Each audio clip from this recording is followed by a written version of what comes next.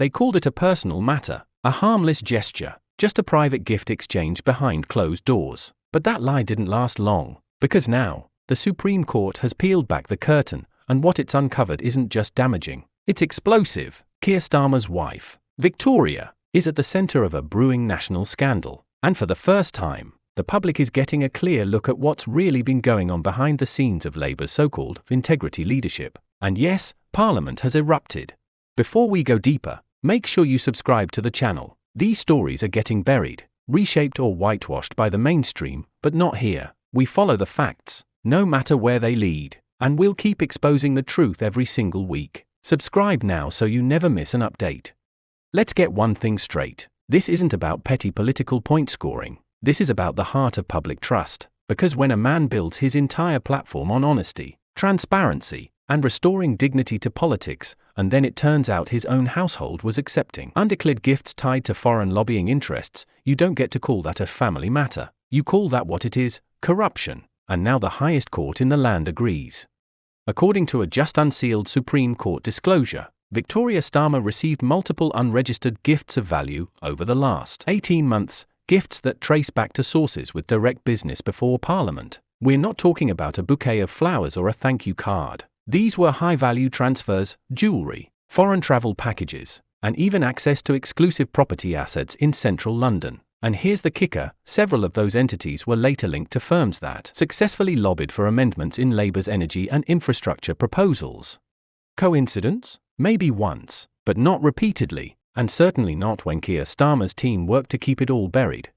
Internal whistleblower memos, leaked just days before the court ruling, show that multiple senior Labour officials raised alarms over the untracked influence channels surrounding Starmer's inner circle. One memo, which was swiftly classified before it could be circulated, directly named Victoria Starmer as a potential conduit for soft lobbying from international donors seeking favour on climate-linked energy contracts. But instead of launching an inquiry, what did Labour HQ do? They shut it down. They shut everyone down. And now we know why.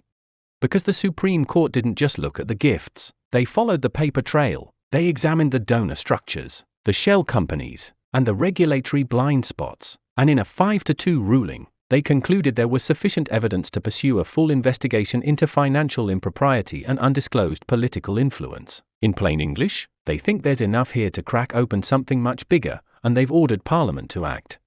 And that's exactly what happened this morning.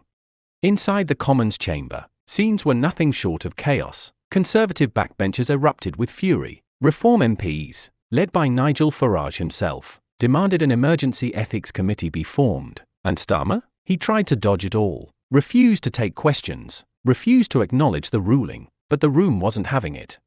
A shouting match broke out. The Speaker called for order for separate times. And when Starmer finally took the floor, rather than addressing the findings, he lashed out. He called it a political witch hunt, accused the court of bias, and tried to spin the scandal as a personal attack on his family. But it didn't land. In fact, it backfired, badly. Multiple MPs walked out in protest. One shouted across the chamber, "If you can't clean up your own house, you have no place running this country." Others openly called for his resignation. And in a stunning moment caught live on Sky News, the Speaker temporarily suspended Starmer from the session, citing contempt for the authority of the court and failure to address a direct constitutional matter. Yes, you heard that right. The man who campaigned on restoring respect for the rule of law just got ejected from Parliament for disrespecting a Supreme Court ruling. You couldn't script it if you tried. And what's perhaps even more disturbing is the silence from Victoria Starmer herself. No statement, no denial, no explanation. And yet sources close to the investigation claim she was directly contacted by court-appointed investigators 2 weeks ago and failed to respond. Not once. Think about that. The wife of the sitting leader of the opposition, named in a Supreme Court-level probe, simply ignores the process. Now here's the question no one in the press seems to be asking: what else are they hiding? If this is what's being exposed now, after relentless legal pressure and anonymous leaks, then what still hasn't come to light? What other deals, gifts, or relationships have been kept off the books? What if this is just the tip of the iceberg? And let's not pretend this is some isolated incident, because this fits a broader pattern, one we've been tracking for months. Keir Starmer shielding allies, suppressing investigations, silencing whistleblowers, Remember the Rachel Reeves donor scandal, the Connolly suppression memo, the sudden resignation of 2 Labour ethics board members without explanation? These aren't isolated, they're interconnected. What if the party isn't just suffering from bad optics? What if it's structurally compromised? Insiders say the mood within Labour HQ tonight is panic. One aide reportedly told a Times reporter, "He's losing control of the narrative, and fast." Well, of course he is, because when the judiciary stops playing nice and the headlines start writing themselves, no amount of PR spin or BBC puff pieces can patch the cracks. The truth is leaking through, whether they like it or not. And let's not forget who suffers in all this. It's not just Labour's political image, it's trust, public faith, the very idea that those at the top play by the same rules as everyone else. That idea is dying, and scandals like this are the reason. What happens next? It's unclear. Legal experts say the investigation could widen to include other senior Labour figures, especially those involved in the gift suppression memos. There are even whispers of a joint parliamentary inquiry, which could compel Starmer and his wife to testify under oath. Think about that. The man who once led public prosecutions might now be facing public cross-examination over ethics violations inside his own home. And yet, despite all this, he clings to power. No apology, no accountability, just anger, denial, and deflection.